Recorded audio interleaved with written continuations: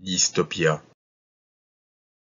Un monde gagné pour la technique et perdu pour la liberté.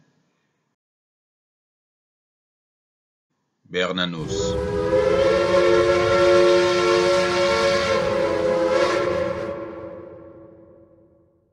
Alors, dernier sujet de notre entretien, on va parler du wokisme, cette idéologie qui nous vient des États-Unis et à laquelle la France a contribué indirectement, puisque le wokisme s'inspire du déconstructionnisme français. On leur a envoyé la théorie, ils nous ont renvoyé la pratique. Une petite division des tâches qui en dit long sur la différence entre les Français et les Anglo-Saxons. Alors, première question pour aborder le sujet du wokisme. Est-ce que vous êtes un homme, monsieur Aimant, et est-ce que vous ne confondez pas expression de genre et identité de genre? Je ne sais pas ce qui vous fait dire que je suis un homme, mais je ne suis pas un homme. Votre apparence? Ah bon? Ah bah il faut pas confondre identité de genre et expression de genre, sinon on va déjà mal partir. Bah déjà, votre question m'agresse un peu. Déjà, devoir se positionner, c'est un petit peu difficile pour moi. Mais bon, je vais passer outre pour, euh, pour penser que oui, j'ai malheureusement mon genre de naissance correspond à mon genre de choix. Donc voilà, je suis à peu près un homme. Là, on voit vraiment tout l'aspect corrosif du wokisme, c'est-à-dire que aujourd'hui, on est amené à se questionner sur des choses qui étaient acquises depuis la nuit des temps. Oui, et qu'on se questionne là-dessus de façon sérieuse. Parce qu'en fait, ça devrait juste faire rigoler les gens. Euh, c'est ça qui me marque le plus, c'est qu'on puisse, qu'il y ait des gens qui se prétendent des intellectuels, des universitaires, etc., puissent raisonnablement discuter de ces questions sans être pris par un vaste fou rire, quoi. L'esprit de sérieux a quand même envahi le monde d'une façon incroyable. Imaginez parler à nos grands-parents de ce genre de problématiques. Ils ont dit, mais quelle drogue tu utilises? Enfin, ça dépasse l'entendement, le fameux bon sens populaire, quoi. Et d'ailleurs, je pense et j'espère que ça ne touche finalement qu'une proportion de la population très minime et qui n'a finalement une influence que médiatique. Alors évidemment, ça a forcément des conséquences puisque beaucoup de gens passent beaucoup d'heures devant des écrans, et notamment des écrans d'information, etc. Mais j'ai l'impression que c'est trop délirant pour avoir vraiment, en tout cas les questions de genre, hein, parce que le wokisme ne se limite pas aux questions de genre, mais sur les questions de genre, je pense que vous allez dans n'importe quelle famille à peu près normale, si je puis dire, parce que ce terme normal est abject, évidemment, et fasciste. Personne ne prend ça au sérieux, quoi. Je veux dire, c'est une névrose d'intellectuels fatigués, quoi. Enfin, je veux dire, c'est délirant, délirant. Alors, personne ne prend ça au sérieux. Si seulement c'était vrai, malheureusement, on constate une hausse des cures hormonales chez les adolescents et aussi une hausse des opérations pour le changement de sexe. Et donc, de plus en plus de transgenres, ils appellent ça comme ça. À mon époque, on appelait ça des transsexuels. Et encore, je pense que même ce terme est un peu fallacieux. Bon, je ne dirais pas le terme qui était là avant, mais qu'on utilisait avant pour ne pas me finir à la 17e chambre correctionnelle. Vous avez raison, ça ne concerne pas uniquement l'aspect avec tous les guillemets du monde du genre, du sexe en réalité. Ça concerne aussi les rapports entre les communautés, on peut appeler ça comme ça, et où l'homme blanc hétérosexuel cisgenre, c'est-à-dire qui se sent homme alors qu'il est homme, est quand même sommé de s'excuser pour l'intégralité des crimes de la planète. Oui, mais c'est d'ailleurs pour ça que cette hausse dont vous parlez, il faudrait voir sociologiquement à quoi elle se rapporte. Parce que je pense qu'elle touche des catégories sociales et socioprofessionnelles très particulières. Je ne suis pas sûr que chez les agriculteurs de l'Aveyron, il y ait beaucoup d'enfants qui partent en transition. Donc je pense quand même que ça reste limité à certaines catégories sociales. Ça n'en est pas moins dramatique, hein, surtout pour les enfants en question, mais ça ne touche pas encore, Dieu merci, l'ensemble de la population. Mais c'est terrible parce que il y a aussi aujourd'hui beaucoup d'individus qui font la transition inverse. C'est-à-dire qu'après avoir essayé une transition parce qu'ils étaient malheureux, et ils se rendent compte que c'est pas bien et donc ils veulent revenir en arrière. Sauf qu'il y a très peu de retour en arrière possible dans ce domaine-là.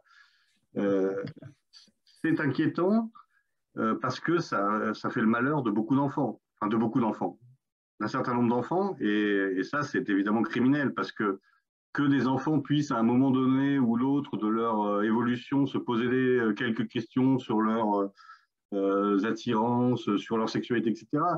C'est vieux comme le monde, ça a toujours existé. Le problème, c'est que si maintenant, dès que vous vous posez cette question-là, on vous file les hormones, on vous bloque chimiquement votre évolution, là, c'est criminel. Là, c'est criminel. Et ce qui aurait pu être une évolution normale, avoir un retour à quelque chose de classique, devient un parcours de vie abominable. Parce que comment finiront tous ces transsexuels, tous ces transgenres, etc. Ça, on n'a pas encore le recul pour le savoir, mais je crains que ce soit quand même assez terrible.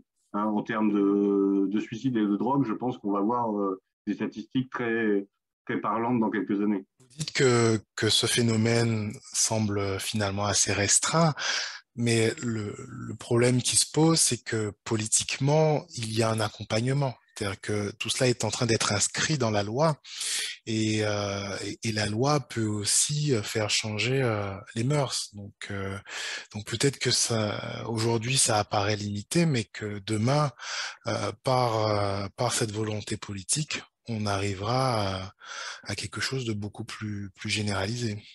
C'est malheureusement à craindre, et c'est pour ça que tous les gens qui ont voté Macron sont des criminels potentiels.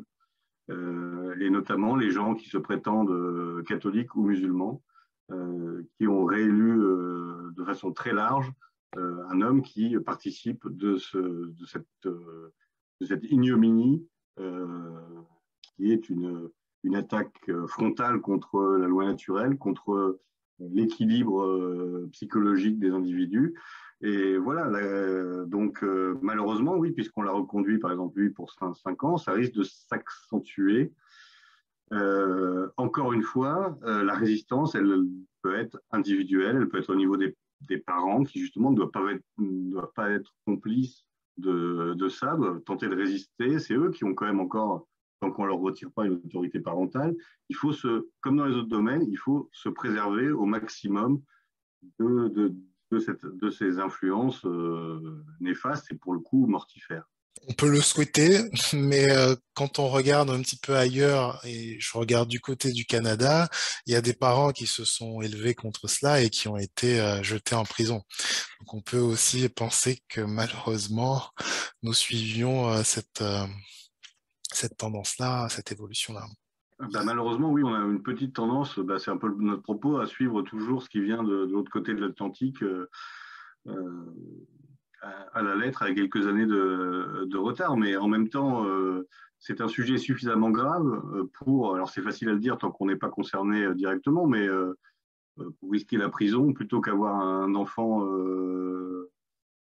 complètement qui devient un monstre et qui finira par être un dépressif suicidé, je pense que c'est là, pour le coup, ça vaut des prises de position un peu radicales. Il y a une chose qu'on ne suit pas, c'est la liberté d'expression. Ça, on ne copie pas les Américains sur ça. On se garde bien d'avoir l'équivalent du premier amendement en France. Alors, autre chose qui vient d'être importée, enfin, qui est importée depuis quelques années en France, c'est ces fameux conflits interethniques où, en fait, chacun est prié de bien se ranger dans une communauté précise et de ne pas en sortir et d'être en conflit avec les autres communautés. Là, on commence petit à petit à voir pointer l'équivalent des Afro-Américains, des Latino-Américains, des WASP en France. Ah oui, là, il y a encore une importation américaine très nette, alors que l'histoire communautaire n'est pas du tout la même. En France, il n'y a jamais eu l'équivalent de la ségrégation qu'il y a eu aux États-Unis jusque dans les années 50, voire 60. Donc on importe un modèle qui n'est pas du tout le même, et on essaie de créer en effet les nouveaux Black Panthers, d'une certaine façon. Et c'est très intéressant parce que justement on est passé d'un épisode politique où on niait la race. on niait les races. Les races n'existaient pas, elles ont même été retirées, le mot même a été retiré de la Constitution, etc. Les races n'existent pas à Black Lives Matter. Donc là, déjà, il y a un problème sémantique, quoi. Soit les races n'existent pas, mais on ne peut pas à la fois dire qu'elles n'existent pas et en faire une fierté ou un sujet politique. Mais selon moi, cela participe de cette volonté permanente dont on parlait pour le rap, du système d'atomiser la société, de monter les pauvres contre les pauvres, la guerre des pauvres, pour assurer la perpétuation de la domination oligarchique capitaliste. Et ça, c'est un nouveau moyen qu'ils ont trouvé, c'est-à-dire en effet, segmenter la population, on va dire, populaire, celle qui est un peu en précarité, etc., de la segmenter en communautés ethnico-culturelles pour que surtout pas elle ne s'allie contre son véritable ennemi, qui est le système capitaliste. Et c'est en train de très bien réussir. On le voit aux dernières élections avec la fracture, on peut le dire, ethnico-raciale entre le vote Marine Le Pen et le vote Jean-Luc Mélenchon. C'est-à-dire que les deux composantes, on va dire, anti-capitalistes sont séparées par cette question-là, pour le plus grand profit d'Emmanuel Macron. Est-ce que ces deux leaders de partis que sont Mélenchon et Marine Le Pen n'ont pas aussi été américanisés? Alors peut-être moins pour Jean-Luc Mélenchon, parce que c'est peut-être pas sa génération, mais Marine Le Pen, c'est une critique que je pourrais lui faire, c'est que quand je la vois, je ne sens pas une leader française. Je sens vraiment une femme de son temps, une jeune bourgeoise de la banlieue ouest, un peu américanisée sur les bords. Alors, il y a beaucoup de reproches à faire à Marine Le Pen. Je ne lui ferai pas personnellement celui-là, parce que je trouve qu'au contraire de Jean-Luc Mélenchon, et d'ailleurs une frange radicale de la droite pourra lui reprocher, elle est quand même beaucoup plus ouverte à des questions, en effet, intercommunautaires. Elle ne prend pas des positions clivantes, radicales sur ces questions-là.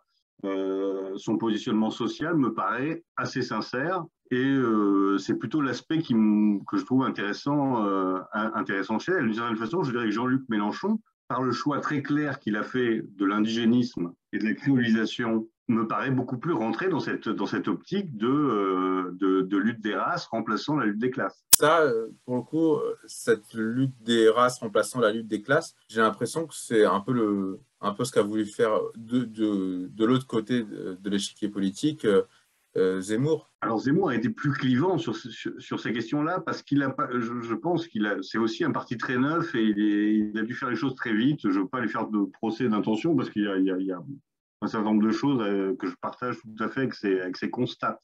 Mais c'est vrai qu'il a axé sur on va dire, le conflit civilisationnel et la question identitaire en évacuant très largement la question sociale. Et on a vu les limites de ce discours parce que il ne parlait finalement qu'à une certaine catégorie sociale, éminemment respectable par bien des aspects.